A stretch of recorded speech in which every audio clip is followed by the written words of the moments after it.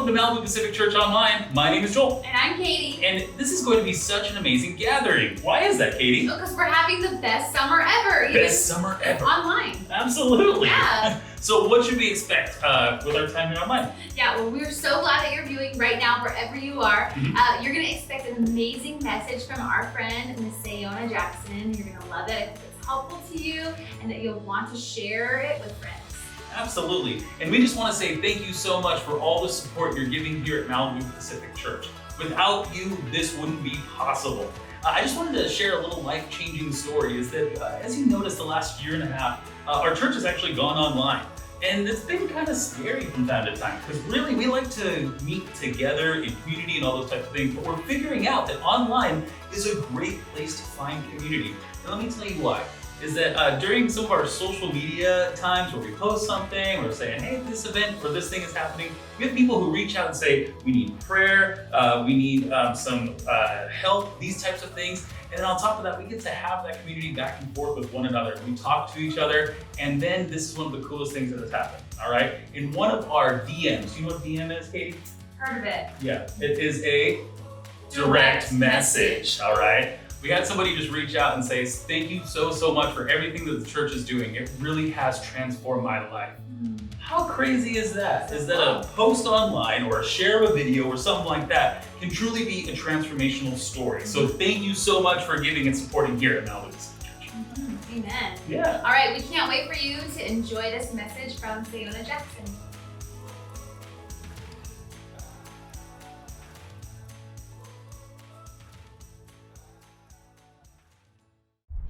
Hello, everybody. Welcome to our time together here at Malibu Pacific Church. We're really glad you're tuning in. And today we have something really special. I'm Sayona on staff here with two others whom you've probably seen. You guys want to introduce yourselves? I'm Andy. And I'm Joel. And Hey. Hi. How are you? Good to meet you. Good to meet you on the online service, right? That's right. All right. And we're kind of going to do this a podcast style, video cast style for you today to come together to talk about technology.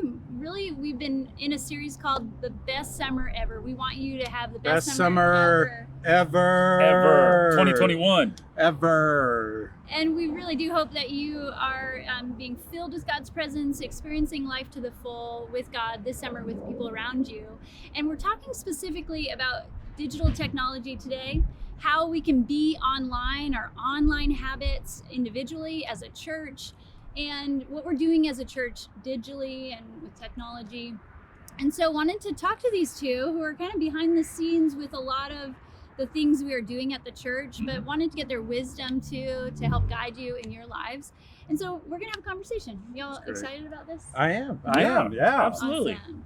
Well, let's just start off talking about technology in general. And when you guys hear that word, what do you think of? What does it make you think of? Technology. What's a good definition to you? Or, yeah?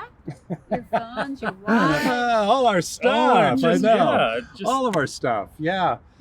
I think tools to be used. That is a creation and invention that I think would help in daily life. Yeah. Absolutely. I think for me, technology, it doesn't have to be electronic. It's just something that will help you out and better your life. But it also, I think, can consume your life if you're not careful. Yeah, that's great. Yeah. Technology is a tool. So think about that. So in your mind, is technology good? Is it bad? Neutral? How would you say Yes. morally? What do you mean? Well, it can be used for any of the above. It's one of those things too. It's this just sitting here by itself isn't necessarily a bad thing, but what I put out there using this, or what I capture, what I send, that could be a really terrible thing, depending on where it's coming from. Yeah. Yeah, it's whoever's using it, I think, determines how I'm going to use a tool. So it's totally up to me or the person using it. So I think this is neutral, It's awesome. but it's how it's used. Yeah. So if that's kind of how we feel about technology, let's think about how the church maybe has used technology over time. Can we think about ways that the church throughout history has engaged and used technology? It's really good. Yeah, absolutely. I feel like we're at kind of like a cross path or a fork in the road with technology and church, and we're really trying to define it in a good way, not something that's going to make it like a bad thing in our life. Like I look at the machete as a tool, right? That's a tool. It's been used to chop down coconuts and help, go through jungles. I necessarily wouldn't give a machete to my 4-year-old for her to swing around.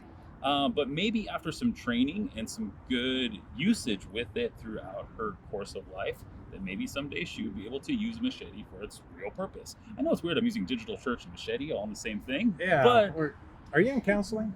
always.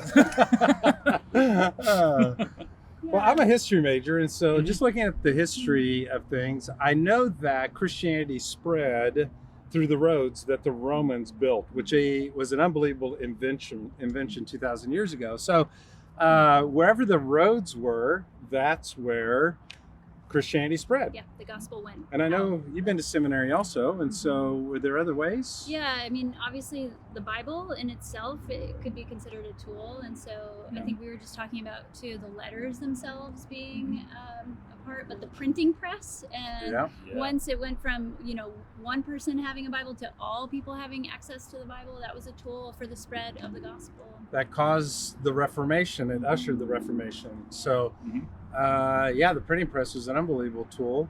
So let's move into this. Yeah. So the digital age, which Joel, you're kind of touching on. Yes. I guess it began 2007 with the release of the first iPhone. Mm-hmm.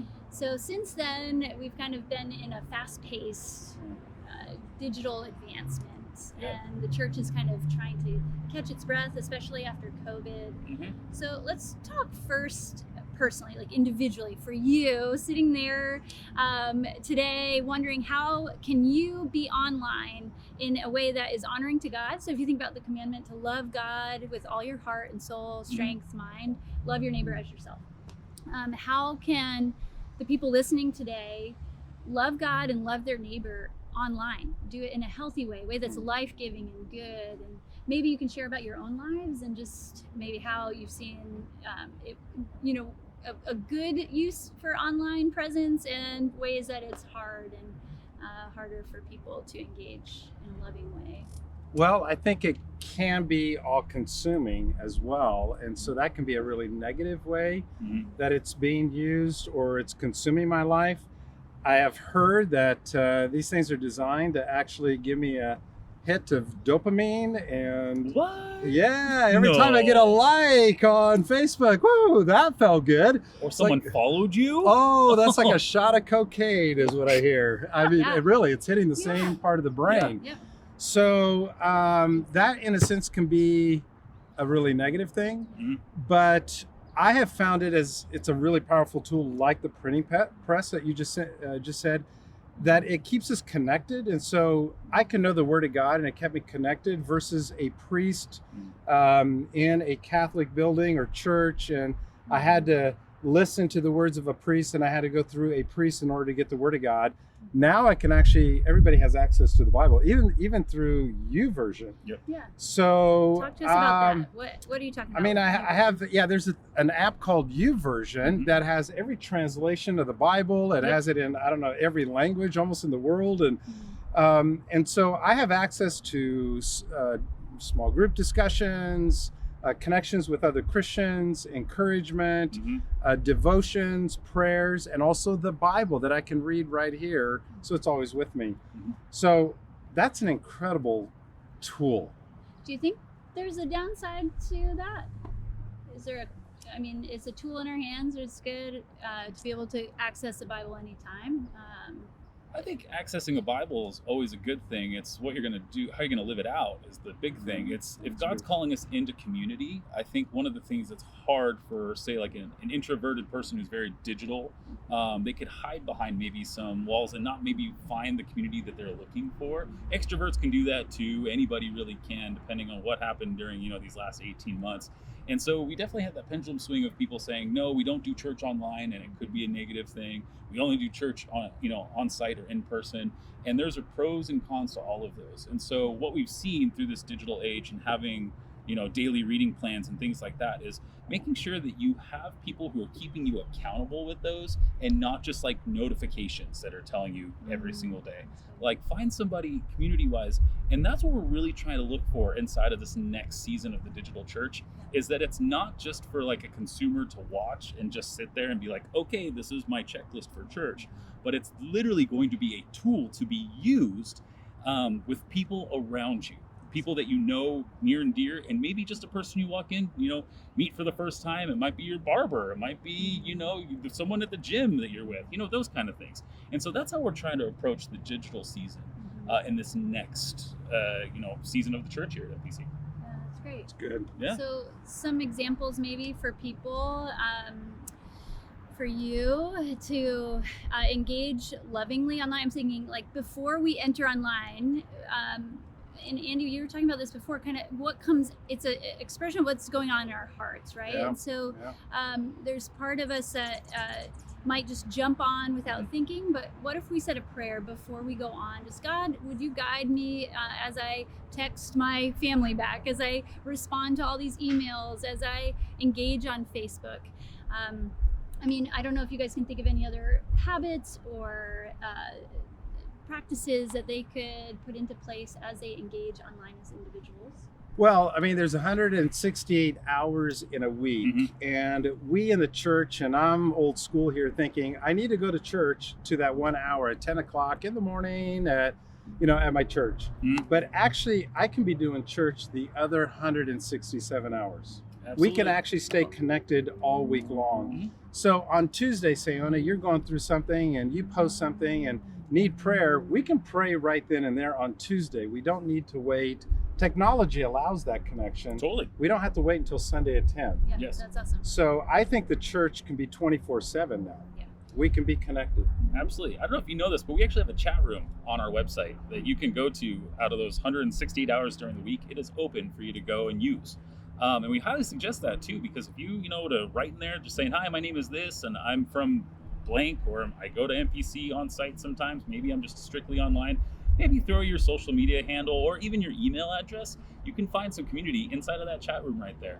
I know that one of the best practices, at least for me, before I go into the digital realm, is to make sure that it's not just through the Joel lens of the things that I really believe in, the things that, where I drew my line in the sand. What I try and remind myself constantly is Jesus did draw lines in the sand in certain topics and certain things. It was more rarity. He always came in with truth and love and mercy in a lot of the times that he spoke with people. So anytime that I'm interacting with anybody online, I really am not trying to start like a conflict. I'm not trying to start, even an argument. What I'm trying to do is say, hey, you belong here. Hey, I'm glad that you're here. Let's talk through life. Why are you the way that you are, but not in a weird, awkward way, or a bad way, but like, that's awesome. what makes you tick? Yeah, that's awesome. Yeah. Well, I think that's the passage. Proverbs, what is it? Yeah. Do you have it there? Yeah, or? Proverbs 4:23. I think we were Proverbs just talking about it. That's right. 4:23. It says, above all else. Oh, So above all else. Above that's all good. else, okay. Yeah. Guard your heart, okay. for from it flows for everything you do flows from it. Yeah. For from it, you might have heard, it flows a wellspring of your life. heart. Yeah. So I think whatever is being communicated through social media and this tool that we're using right now, it's actually coming as a flow of our hearts right now.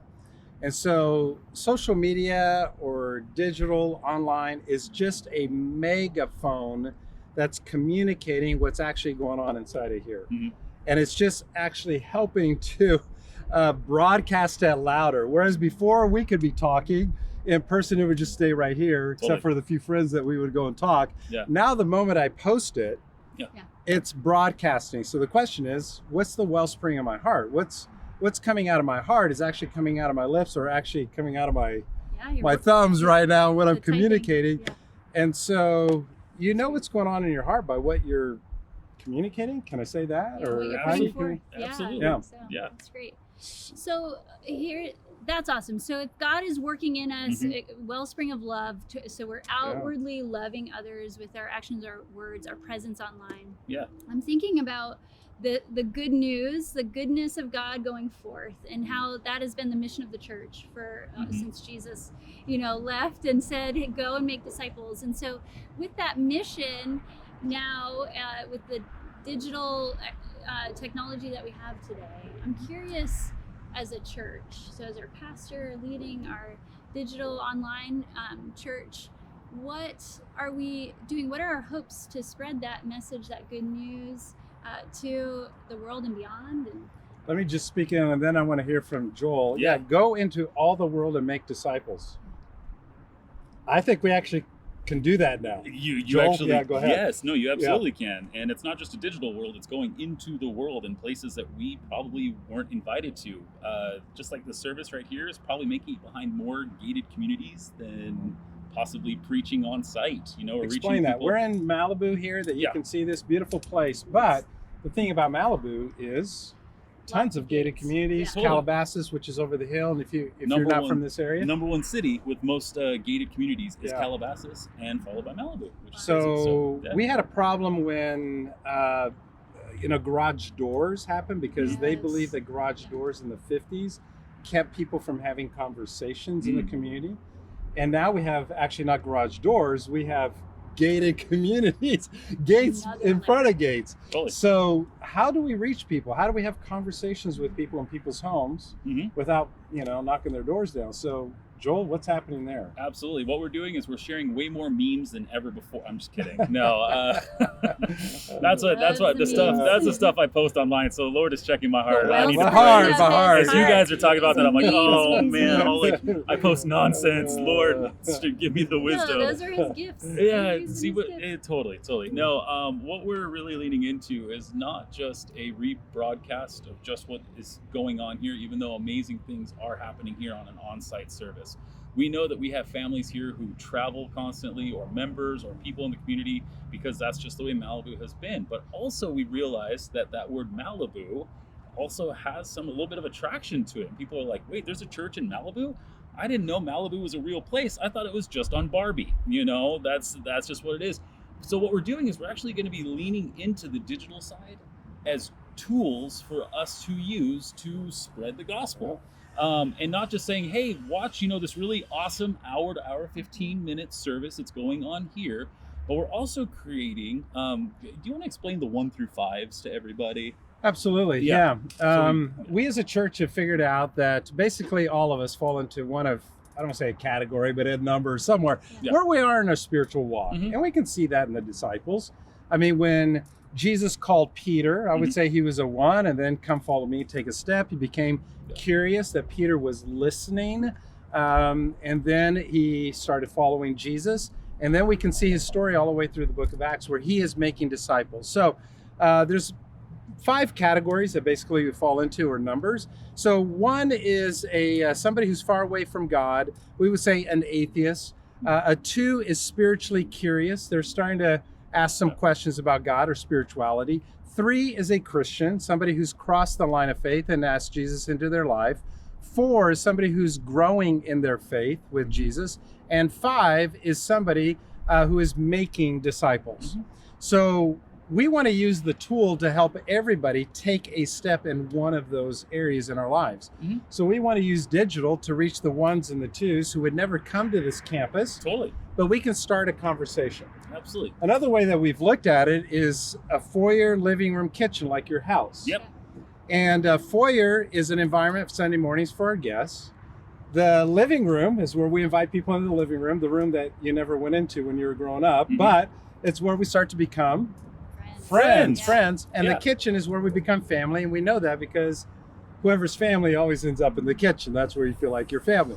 But we've discovered that digital is actually our front porch, or is our front... It can be all of those things, and that's what we're really leaning into, is that not just sharing a hour and 15-minute service, but we're purposefully creating and actively engaging with the 1s and 2s, people who wouldn't step foot on this campus, but maybe, with someone like you talking to them, a friend where they can belong in relationship, you can have an easier message or a sermon or music piece from a church that maybe is brought to a level that they can understand. Because as we're at our church, we know that we really, we worship in the maybe 3s and 4s and 5s area on site, because we're Christians. We love the Lord. We want to sing 6 songs. We want to keep going. But at the same time, if you haven't been in that, body of water or that, deep end of the pool yet, we're going to be starting this new thing called Malibu Plus that is literally going to be a tool for the congregation to use with people who have never been to church before or have been a part of a body of a church, so that it's basically like dipping your toe into what is this? I'm curious. I want to know what's going on maybe, and this is just a tool for the congregation to be those 5s and to actually go and do the Great Commission, and it's this really exciting stuff. Is that we're going to be able to go out into this world and not just on site if somebody comes here, but you can think of that person, your uncle, your gym worker, that waiter you met, whoever, it's somebody in your neighborhood, and be like, hey, something happened at my church today, and we talked about this and this. I think maybe you might have been going through something like this at some point. I have this, do you have 7 minutes? Just watch it. We can watch it together. Yeah. Do you want to come over? We can chat about it later. And we're really going for that, which is really exciting. So we hope that this is a tool, other pieces of technology, like the Bible, that this would be a tool for you to share with your friends. And if you are exploring faith right now, that this is a place that you can come and check stuff out, and you'll hear about Christianity and the Bible, and we ask good questions, and you can start to ask those questions with us, and we'll have a place for you to keep on exploring faith with us here. And so we hope that you found something helpful in this today, that you can be online in a way that's loving God and loving your neighbor. And as a church, we want to use technology. We want to use these videos, our sermons, any piece of goodness that is here that God is doing amongst us. We want to use that to encourage you and equip you and bless you.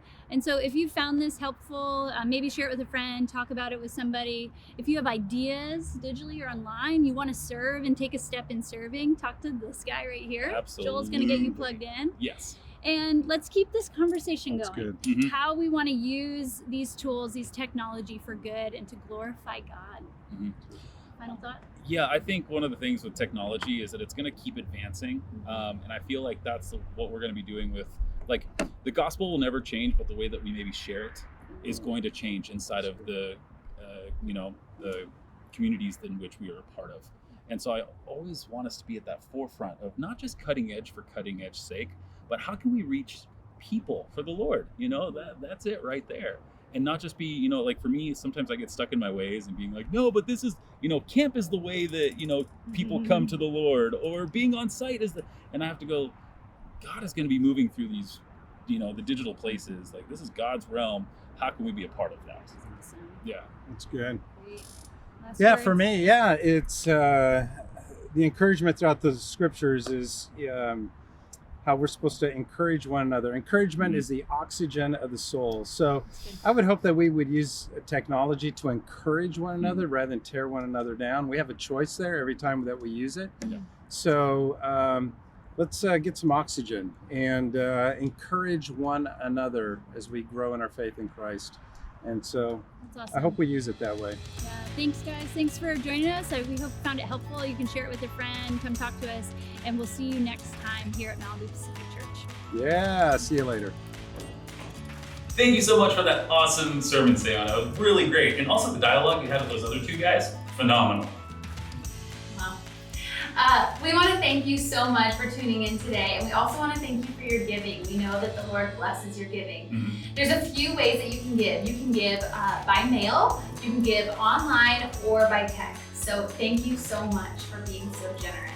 Absolutely. Here at Malibu Pacific Church, we love giving. And so we have an event coming up on August 8th. Children's Hospital Los Angeles is coming back. We're doing another blood drive. And let me tell you, there's some life change that happened there. Last time, we were only expecting about 30 donors. Mm-hmm. Ready for this? Not 31, not 32, but 45 Yay! different donors came out. And we want to do that same thing again. August 8th, you can check it out online, MalibuPacific.church/GiveLife. All right? So hopefully we'll see you there. Awesome. Have the best summer ever.